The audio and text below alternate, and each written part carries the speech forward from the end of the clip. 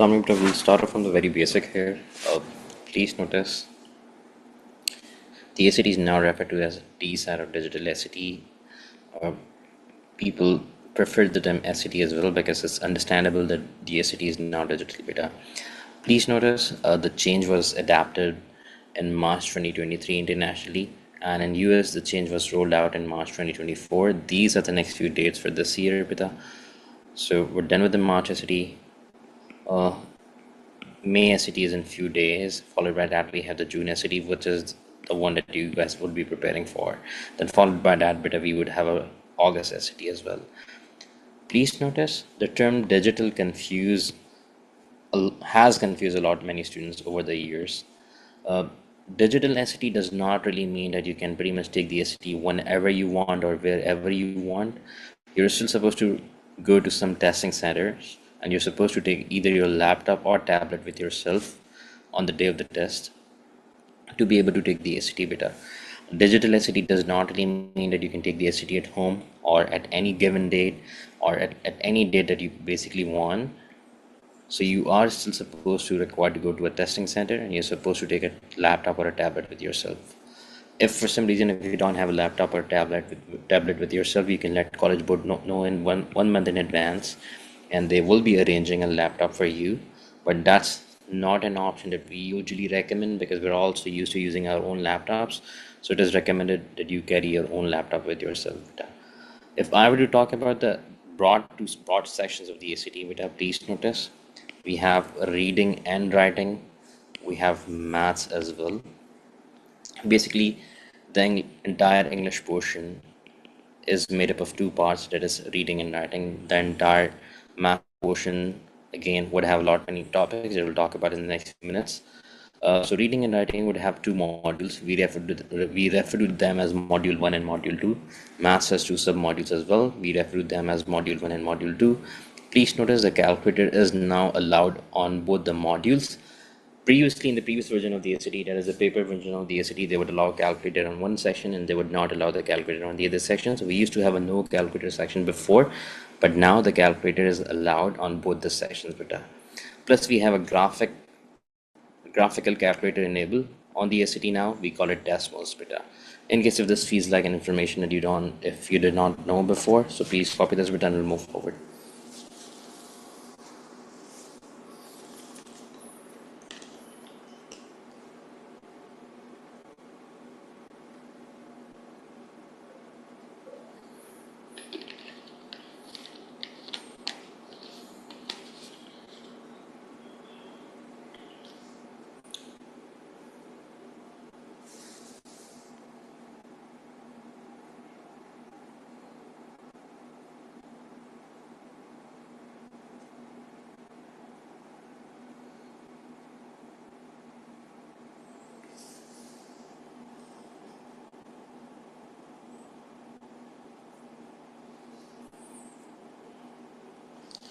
So, but if I were to break down the test question wise, so please notice the time duration that we have for the English portion would be 64 minutes, and we have to attempt 54 questions in 60 minutes.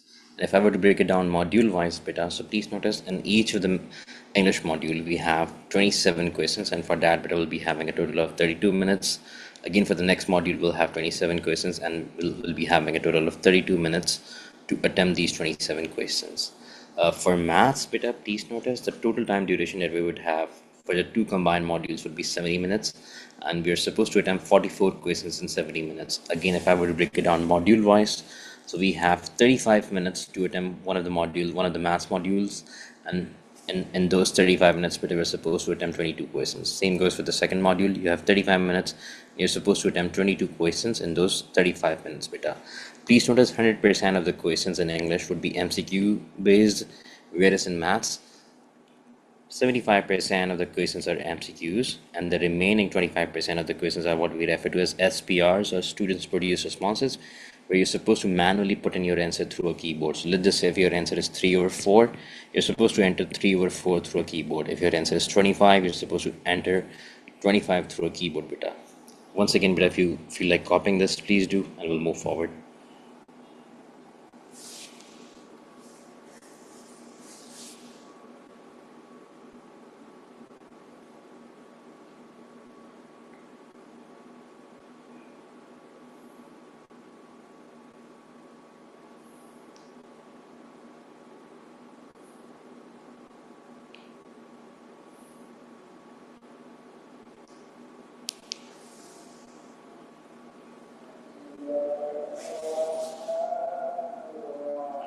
Please notice better the score range on the ACT is between 400 to 1600. A lot many people assume that the SCT is graded on a scale of 0 to 1600, but that's not true.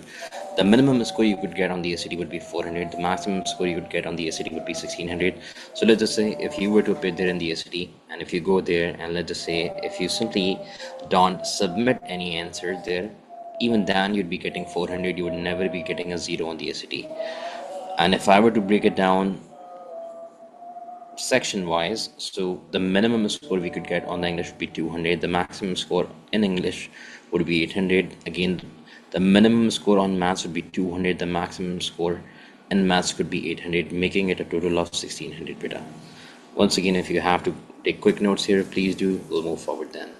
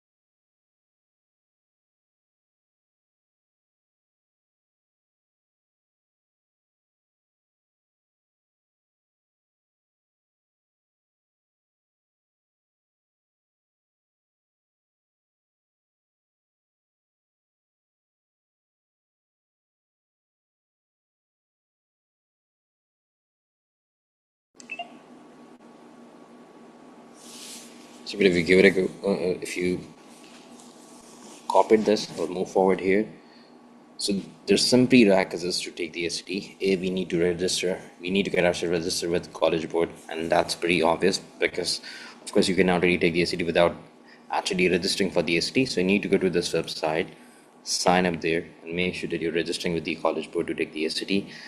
If you're taking the SAT in Pakistan, beta, so you should have a valid passport. Birth certificates, bay forms are not allowed. Uh, in several testing centers, this requirement has been waived off, but considering it has been a very old requirement, so I would recommend that you still carry your passport with yourself, or if for some reason if you don't have a passport, so what you can do here is you can ideally get a passport made, and if you still cannot get a passport made for some reason, so do check with your testing center whether they would allow you with some of the other ID documents. But it's recommended that if you're taking the SAT in Pakistan, Bangladesh, or Nepal, so you must have a valid passport with yourself. Valid in this context would mean that A, it must not be expired. B, the name on your passport must exactly be spelled and written the same way you're writing the name on the College Board ID. So if your name is Mohammed Ahmed on your passport, it should exactly be written the same way on your College Board ID. Just because of this one minor spelling difference, they would assume that you're a different person, and they may not let you take the SAT just because of this one minor spelling difference. So you need to make sure that the name on your College Board ID is exactly the same as your passport. Excuse me, sir. जी उमर बेटा. So when you were saying that College Board ID, so you mean when we register, so we have to write the same spelling of our name, which is on our passport when we register, right? Exactly that, sir. Okay, thank you. Actually, but depending on your academic background, for those of you who are already in A2, this information would not make much sense. unless you plan on taking a gap year. But for those of you who are just finishing AS and will be starting their A2 from August, this is relevant for you. We have three kinds of admissions, particularly if you plan on taking the SAT for one of the US universities and not for one of the local universities. We have an early action. For early action, usually we're supposed to submit everything by November 1 and November 15. Between this time, and you usually get to hear from the universities by December. It's not binding. What does binding mean? This should be clear to you in the next 5 minutes. Could you still apply elsewhere? Yes, you can. But this is early actions is usually for someone who wants to apply early without committing to a particular university. What do we mean by committing? Committing means that if you get to hear from a particular university, you have to let the university know. You have to let that you basically give a confirmation to the university that you'll be joining the university and you'll be dropping all your other applications. So let's just say if you have 5 universities shortlisted that you wish to apply to, but neither of them is your favorite, and you would just go to any of them that you actually get into, but you would not want to wait all the way till January, that is the regular admission, and you would like to apply early, you can apply using EA. EA simply means that you're basically applying earlier than the regular admission, but it's not binding. Binding means that if you get in, you could still wait for other acceptances and you could then compare the scholarship. Let's just say if there are multiple universities that are offering you scholarships, you could compare their scholarship offers and you can see that which of the 5 universities that you're applying to is giving you a better scholarship. And you have, let's just say if you have no preference there in terms of a university and you would like to prefer any of them, let's just say you would like to prefer the one that gives you the most scholarship, so you should apply using EA. Now, this is early action. Early decision is slightly different than EA. You have the same deadline there. You again get to hear you from the universities around December, but this time around, please notice it is binding. Binding means that if you get in, then you will be dropping all your other applications and you cannot apply elsewhere. You must pursue your this admission then. Early decisions is for someone who would know that I have to go to MIT and I am only interested in studying robotics from MIT. This has been my childhood dream, and I would not really be considering any other university other than MIT, and this is my ultimate goal. Or let's just say you would know that you want to go to Stanford, and you would know that you would not really be compromising. Once you get into your desired program in Stanford, you would be dropping all your other applications, scholarship, or any other things do not really matter to you as such. So in this case, beta, you should go with ED. So with ED, on the part of the universities have actually more confirmation in terms of the seriousness of the students. So universities would already know that if somebody is applying to ED, so they're actually more committed, they're more serious there, beta. Could you apply elsewhere? Yes, you can, beta. But once again, if you get in, you'll have to drop your other applications. Once again, this is for the students who are very serious about getting into a particular program of their choice. Then followed by that, beta, we have the regular decision, and again, you have a longer deadline for that. You get to hear from the universities in this window. They're not binding. You can still apply elsewhere. It's usually for the students who would like to improve their SAT scores, who would want to have more time to work on their overall application. And it's basically again for the students who would like to compare multiple offers again. So in EA, we can still compare multiple offers, but not all of the universities would offer you early EA admissions or ED admissions. So most of the universities do offer regular admission, but not all of the universities in US would offer you EA and ED admissions there, beta. In case, beta, if you have to take any notes here, please do. I'll scroll it and you can take quick notes there and we'll move forward then. So, beta, we'll continue. Please notice the next thing you need to know here is a score requirement for the different universities that you may plan on applying to. Especially if you plan on applying to one of the Ivy League universities, we need to look past 1500 to be on the safe side. You could apply with a 1450, There have been people who got in or who usually get in with a score of 1450, but that's not very common. So if you're applying with a score of 1450, then you must have a very good profile there. Now, profile basically means your academics, your participations, your extracurricular activities, your hobbies, your interests, your achievements, your college essays, your letter of recommendations, your personal statement, everything comes under the profile data.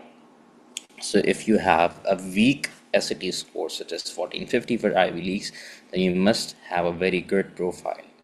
And also another thing that a lot many Pakistani students usually confuse, a perfect score on the SAT does not really mean that you can apply there with a weak profile.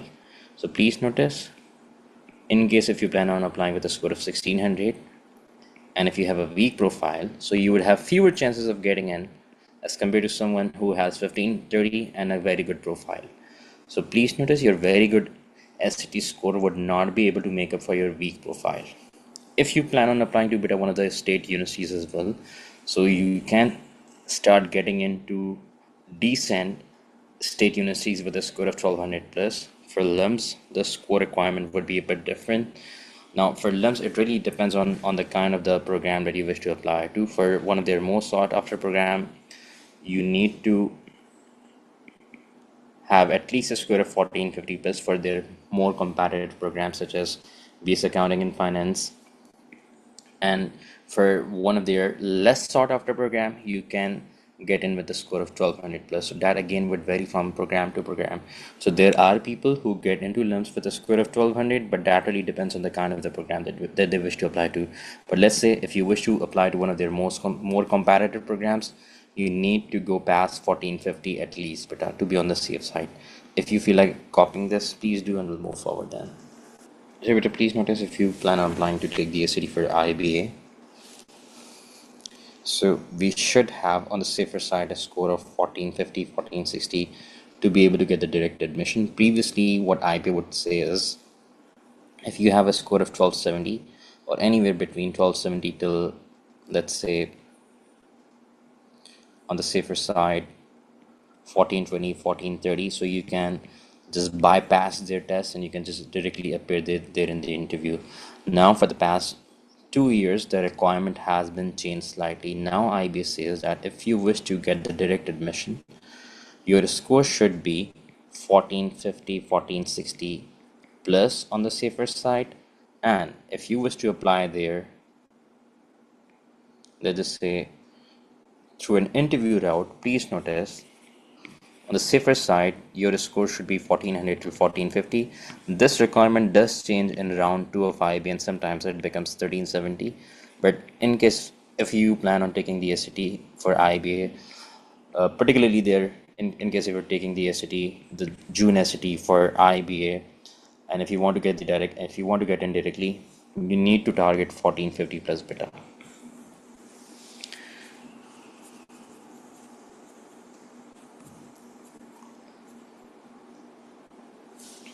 So, but the next thing I would like us to talk about here would be the scholarships. So there are a lot many universities that would be giving you the scholarships based on the SAT score.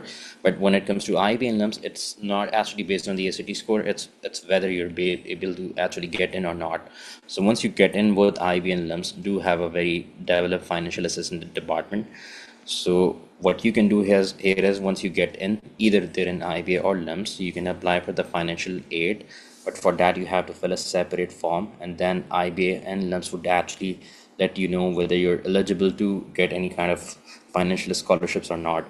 In US, however, the scenario is a bit different. In US, most of the universities would want you to actually let them know in advance whether you'll be needing any kind of a scholarship or not. So you have to let them know at the time of the admission. They do entertain you once you have been admitted, and if you tell them that you'll be needing some scholarship. But usually most of the universities would want you to actually let them know in advance whether you'll be needing any kind of a scholarships or not. And of course, in US, a lot many universities do offer good scholarships on the basis of the SAT score. Now, many universities in Canada or Australia would not really consider the SAT simply because the ACT is not a requirement there in most of the Canadian universities or Australian universities. Though there are very few universities that would want you to take the ACT, or that would consider the SAT to basically consider your eligibility for the scholarship, but there's no requirement there to take the SAT as such. In Turkey, beta, there are a lot many universities that do accept the SAT, even the better ones, and they of course offer good amount of scholarships on the basis of the ACT score. In UK, once again, the admissions are not on the basis of the ACT. They're simply based on your A levels or your intermediate result. So your ACT score for the UK universities would simply be irrelevant, beta. So in case if you did not know this, you can take notes there and move forward there. So beta, the next thing I would like us to talk about here is some of the other local universities that actually consider the SAT score. So with CBM, which is one of the universities in Karachi, we refer to it as IOBM as well. So it does accept the ACT score. You should have at least 1200 score. Zabas also does it. Habib, also one of the universities in Karachi, does it. NUS Business School accepts the SAT score. FAST also beta accepts the SAT score. And these are the score requirement for these universities in case if you plan on applying to these universities beta.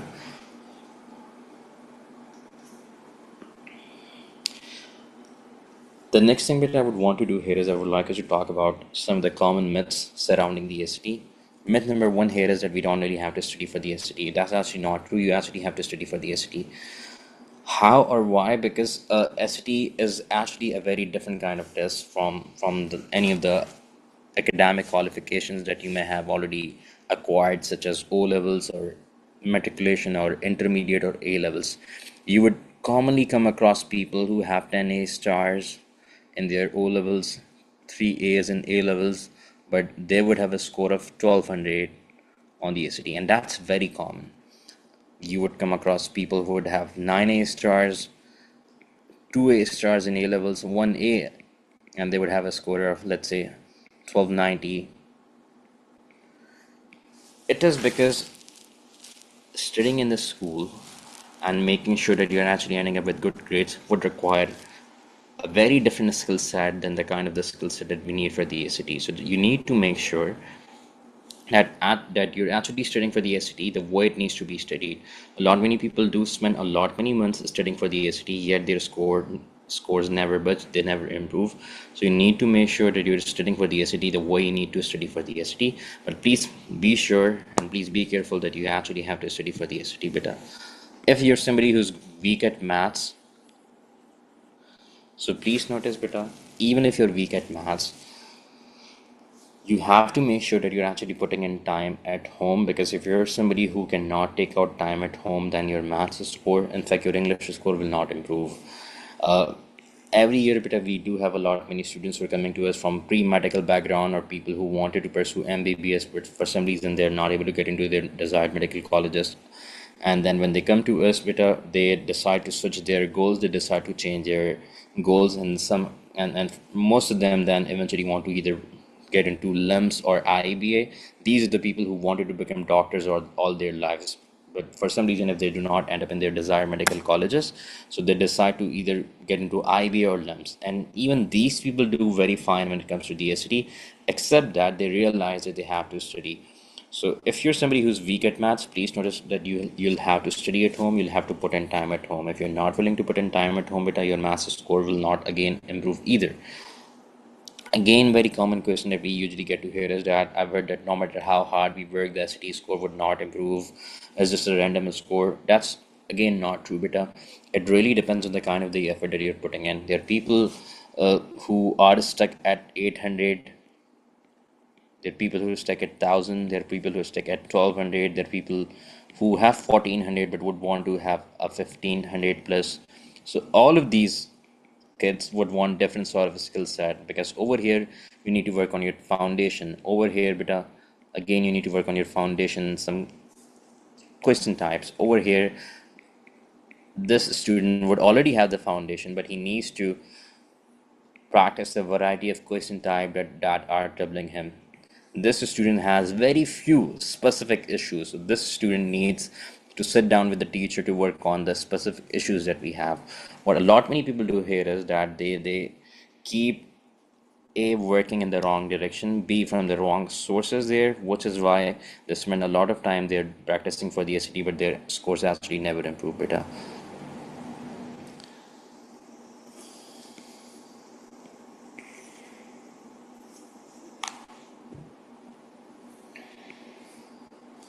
So, beta, as we speed at peak is 13th of April. So we'll be getting done with everything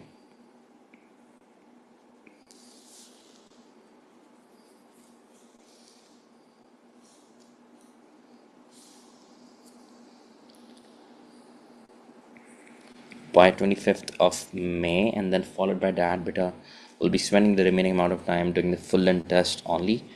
So ideally, what we do is that we actually tend to follow a lot of college board content. Will not really be practicing anything from any sort of third party material.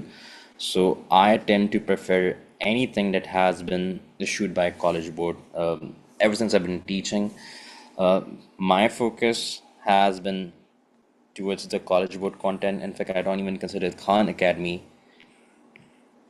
or any of the content that we have on Khan Academy a college board content, because college board has an association with Khan Academy, but Khan Academy is not really managed by college board. It's managed by Salman Khan or Sel Khan. It's not the same Salman Khan, just by the way.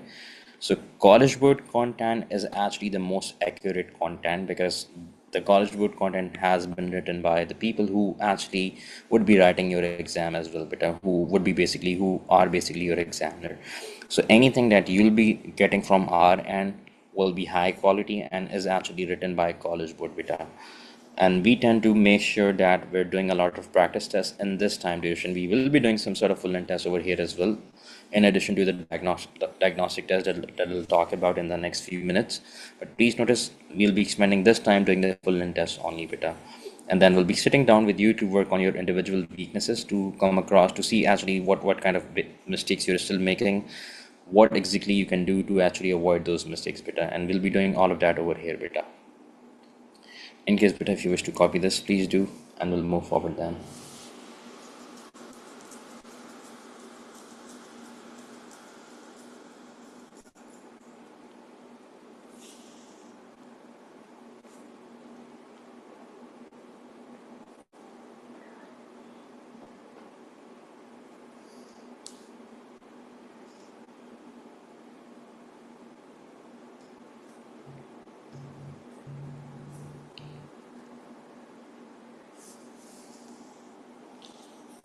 Muzammil, beta, can I move forward? Abdullah, Umar, beta, can I move forward? Yes, sir.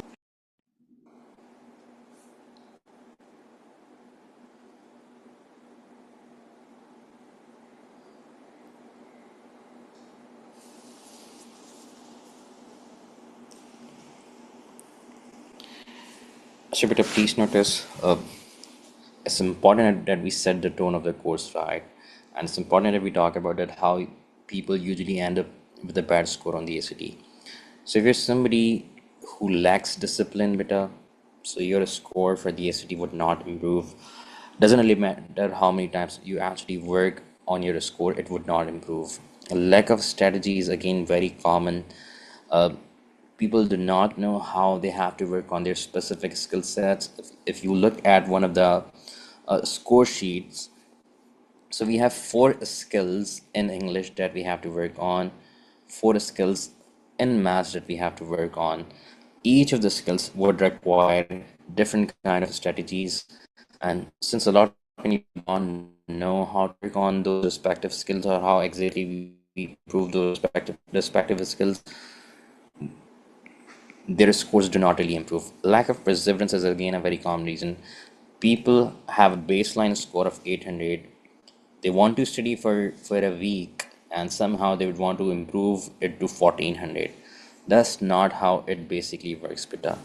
Just to be very clear and just to be very transparent with you, if you have a baseline score of 800, you should be targeting somewhere around 1950, 950 or 1000 in your next SAT attempt. If your baseline score is 1000, you should be targeting at least 1150 till 1200. That's it. What a lot many people do here is that they come to us every year, and usually in the summer break they have a baseline score of 800.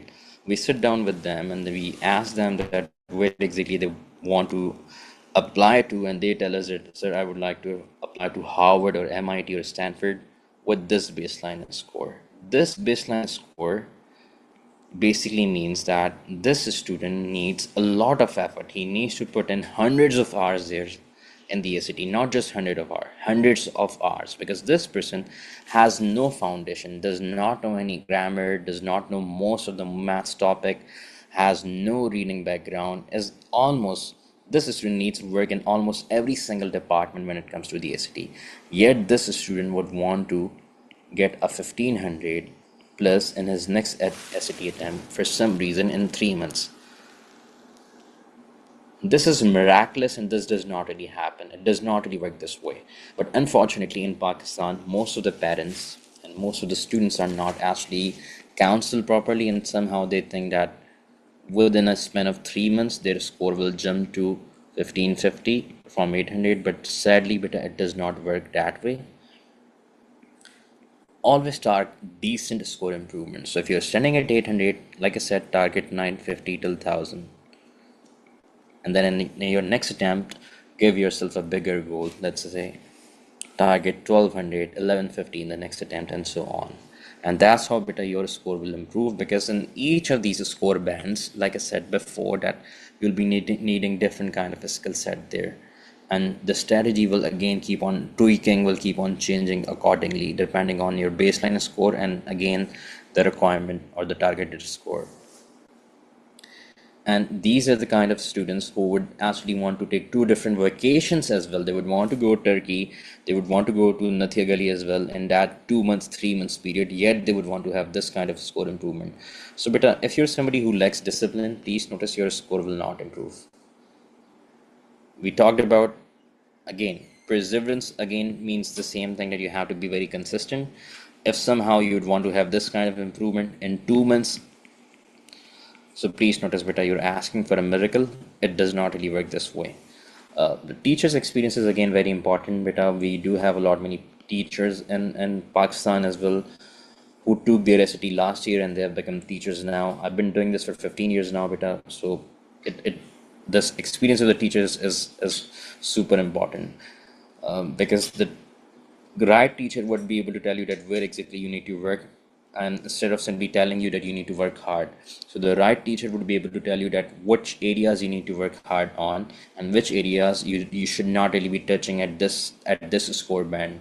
So a person who has a 1450 baseline score, he must not go through the foundation. He should not know, or he should not be taught that what exactly long division is, or how exactly we factorize, or what exactly the certain grammar rule would be, because he would know all of that. He would be needing specific practice with some sort of specific question types where he's losing marks. But again, relevant practice is again very important. I still see people uh, practicing from the old SAT content. That's again irrelevant for you. Communication gap is again very important. What do we mean by communication gap? What we try to establish here at Tutor Plus is that every single of our student has to basically send us a score report. A lot many people don't, and which is why their scores don't improve. But the ones who do, they see actually considerable improvement. So what we try to do here is that we try to make sure this with the students, and if their parents are involved, so their parents as well, that the student has to update us every day once at least, that what he or she has been doing there in terms of the SAT and what exactly their performance has been in the past 24 hours there when it comes to the SAT there, just to make sure that there's no communication gap between the two of us. Beta. So beta, the class timing that will be following for our batch would be this. It's going to be a 90-minute session, but we always take a namaz break. So we tend to write 5 to 7, because I tend to take namaz break as well, and I'm sure you will be taking namaz break as well. So we tend to write 5 to 7 on the on the safer side. Please copy this if you wish to, and we'll move forward with that.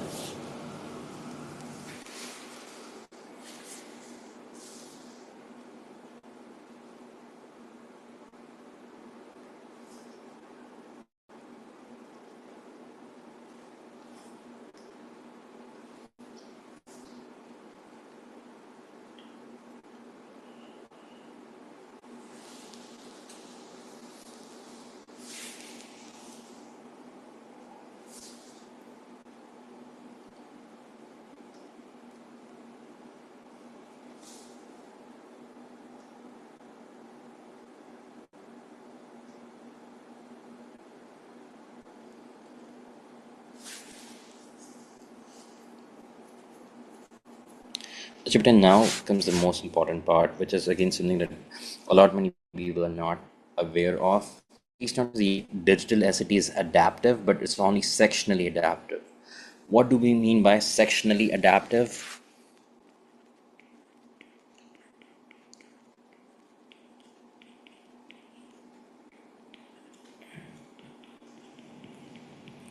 Now, sectionally adaptive basically means that your performance on one section decides the level of difficulty of the questions on your next module. So let's just say if you get 22 questions on your module 1, and let's just say if you get 16 of them right. So let's say this number is going to make the software think that you're a good student at mathematics, and your next set of 22 questions will contain harder questions. And let's say if you get 16 of them right, again, hypothetically speaking, your score would be 640 points. Let's say your friend is taking the SAT on the same day as yourself, and let's say if he gets 14 questions right in mathematics, this number is going to make the software think that this person is probably not a good student when it comes to mathematics. So his next set of 22 questions would contain easier questions than yours did. And let's say if he gets 16 questions right as well, his score would be 580 till 590. Why? Because apparently he got easier questions than you. So that would reflect in his marking as well. So since he got to attempt easier questions, so his scores will be 580 till 590 beta. Abdullah, any problem with this? Omer, Muzammil, beta, are we clear with the concept? So the point I'm making Yes, here sir. is that College Board will be compensating you for the difficulty level of the question. So if you get harder questions, beta, your score of course will be on the higher side, and if you get easier questions, so then they'll be grading you, marking you accordingly, beta.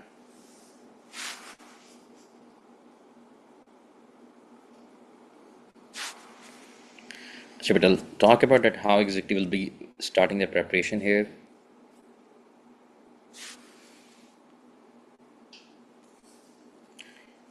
So beta, we'll be starting off with a diagnostic test in case if we have not taken the SAT before. Once we take the diagnostic test, we'll have your baseline score. Baseline score basically means that what exactly your current score is when it comes to the SAT. Then followed by that, we have a one-on-one session. One-on-one session basically means that only you will be present there in the session, and if your parents would like to be present there, so they can be present in that session as well.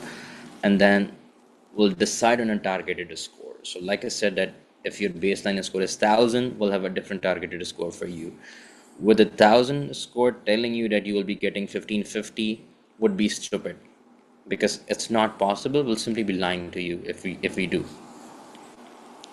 Then we start with the preparation. So of course, but in the preparation, we have the class lectures, we have the practice, we have the general homework. We issue customized homework based using some of the AI tools as well that we provide you with the subscription of. We tend to provide 1 month subscription there, but we only do it once we realize that you're actually ready for it. Because if you miss the foundation, so that would be a waste of money for you and us as well, beta. Because those are paid tools. And then we have the full length test as well, beta. So in the full length test, we do two kinds of tests. One is the actual DSAT past papers, and then we have some of the blue book tests. Blue book tests are actually easier than your test, because these are the pilot papers. Pilot papers means sample papers, uh, but the actual tests are on would have a slightly more difficulty level there. So we tend to practice them as well, just to make sure that we're actually getting ourselves familiarized with the recent paper patterns there. And then followed by that bit, we have an evaluation where we discuss what kind of mistakes or queries you've been making, what exactly you have to do at home to actually avoid the kind of mistakes that you have been making there. So this is how beta the entire preparation goes. In case if you have to take any notes here, please do, and we'll move forward.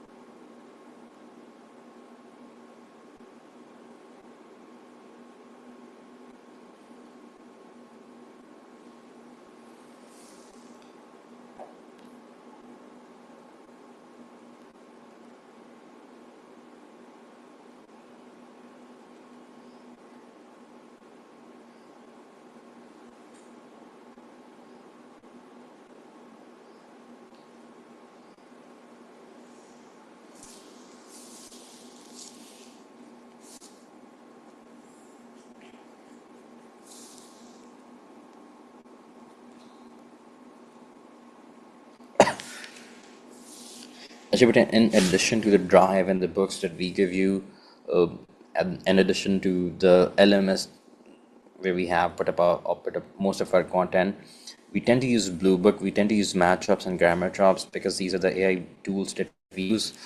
We also use iExcel for skill-based practice, uh, and we also use Score Smart depending on the kind of scores that you're looking at. We don't do this for all of the students because each of the student would have a different score goal there. But for some of the students, we do use a Score Smart as well, beta. Uh, Also, there's one more thing that I would like us to talk about, that is super scoring. Uh, Super scoring basically means that if you've taken the SAT twice or maybe more than two or more than twice, so what you can do here is that you can submit the better of your scores to the university. So let's just say if you score 720 in English, 700 in maths, your score would be 1420. But let's just say if you take it again, your score would be, let's say, 710 in English, 800 in maths. So what you can do here is you can submit the better of the two scores. So you can submit 720 from here, 800 from here, and your combined score would become 1520, and that would be super score. Basically, all of the universities in US would basically want you to submit your recent SAT score, except Georgetown University as a university that would want you to submit all of your past SAT scores. For all other universities, you can submit the best of your scores there, beta. So super scoring simply again basically means you can submit the best of the two scores there, and this is it.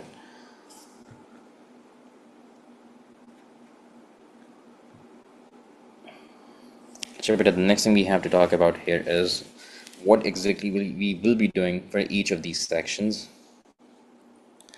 So for maths and writing, beta, I will be familiarizing you guys with the basics first, and then we'll be doing respective drills to work on those basics. Same goes for maths and writing. That will start off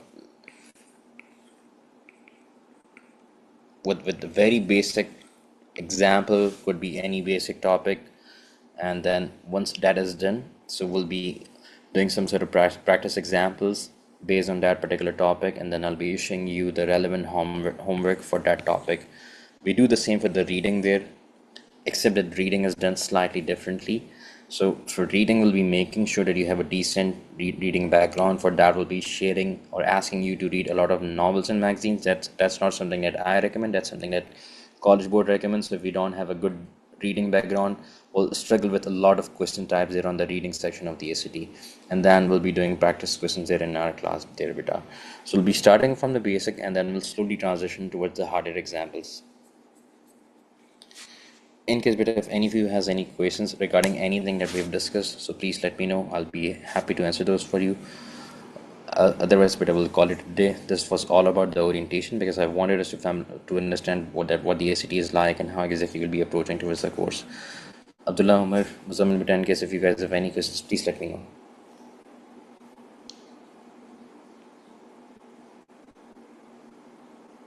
Sir, Allah, sir, there are no questions. No worries, beta. No. And Muzammil, beta, do you guys have any?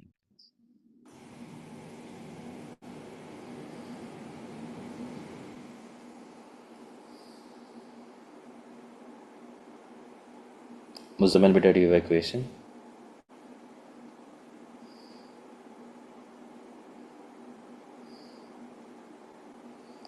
ठीक है बेटा, so we'll have our first maths class tomorrow. We'll keep 2 days for English, 2 days for maths. I did not put the class timetable here since not all of the students are present here today, so I'll be putting it up tomorrow. Some of the students are not present today from the very start, so I'll be sharing the timetable for the class tomorrow. But tomorrow, hopefully, beta will be having our first maths class on the same time. I'll see you guys, beta. Please take care. Allah Hafiz.